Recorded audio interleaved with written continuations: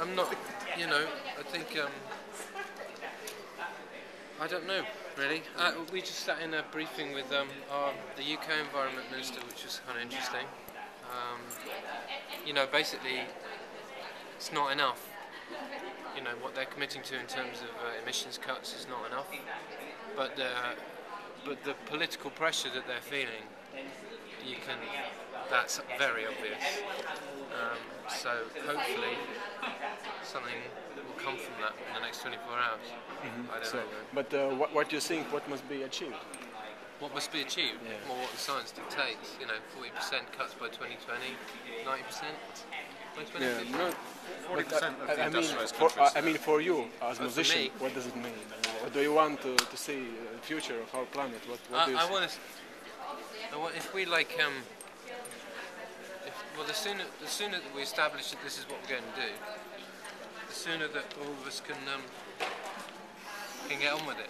You see, and the sooner that we understand how we proceed to make this happen, then I think the happier people will be. And because at the moment people are in this mad panic and just trying to deny it, or you know, it's causing, what did you call it? Dissonance. Yeah, dissonance in is people's the kind heads. of, yeah. They can't take on the implications, Yeah. and so just kind of push it to one side. And I hope what's going to happen from this is that they actually see all the all these leaders get together and desperately try and get their shit together for once. Actually try and do it, you know. And if it happens, and if it looks like we're going to come up with a fair deal on a global scale, then. But for you, it's important to talk about it, yeah? For you, personally.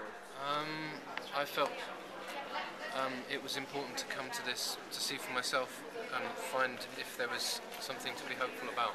Because if you read the mainstream media, you know, there isn't much. And I'm sorry, but I refuse to accept that.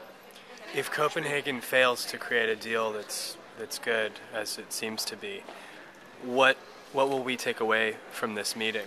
And what will the world take away from it?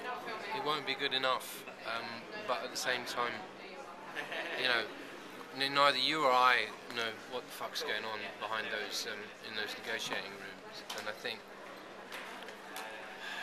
you know, I'm trying to think positive about it and think, well, this is quite a thing to have to achieve. And admittedly, in theory, we've been going at it for like 20 years, but this is the first time where you've got this level of political pressure. You know, everyone can see it now. Like, everybody on the ground can see it. Everybody knows. Everybody has written to their politicians. You know, the signs are there. So therefore, the political pressure is utterly different from what it's been in the past, and maybe that'll help. And people are mobilized and they are, together you know more what, than but, ever. You know, it's just like they are mobilized, but as with many other things in the past and many of these summits, you have the riots outside, you have the NGOs thrown out, you have the world leaders turn up, and they think they've got the nice little fucking boys club going, but this time it ain't going to happen, because there's no way they can write a deal that we won't see the whole thing. And that's what's dawning on it. Yeah. Do you think the core problem is capitalism? All right. I'll give you a text in a second. How did you get that? Do you think the core problem of the climate crisis is capitalism? I think, you know what, it's interesting. I wouldn't say like Hugo Chavez that capitalism is the reason, but I would say it's really dawning on them. The West, Europe, America. See you in a minute. Are you down Upstairs on that gallery, there's that gallery of cameras above on up there, immediate for Channel 4, yeah. Right. Is that something you did?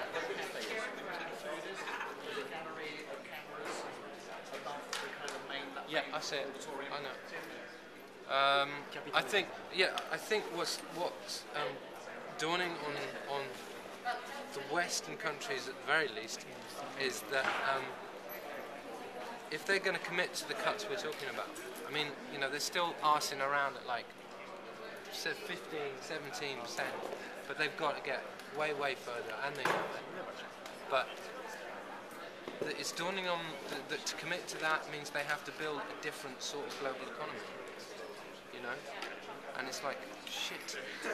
I honestly think that they hadn't thought, I think it's only in the last year or so that it's, that they are seeing what that actually will mean. Which is why they're so shit scared. Because they have to build a different model.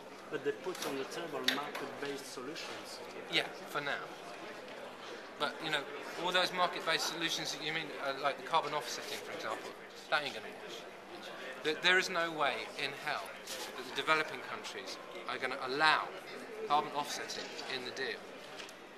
They are not going to sign up to it. Now, this is the other difference between, like, negotiations like G8 negotiations, where, like, Tony Blair, whatever groups are out with a piece of paper going, we've achieved wonderful results, here's fuck all money for Africa. This is like, you now have a situation where the developed countries, because of the nature of how they've got together, and also AOSIS, whatever it is, the small island nations, they are part of the negotiations. They have the potential to walk out, not sign up to it, and fuck it up. So the West has got to keep these people on board. Like David Miliband just said that. It's like, we've got to. If they walk off, there's no deal. We failed. Now that's the difference between like this and previous global negotiations. Is it better to have no deal than a bad deal? I don't know. I think maybe not all countries, but a lot of countries know the consequences for their governments if they fail. Thank you very much. Thank you. Yes. Thanks.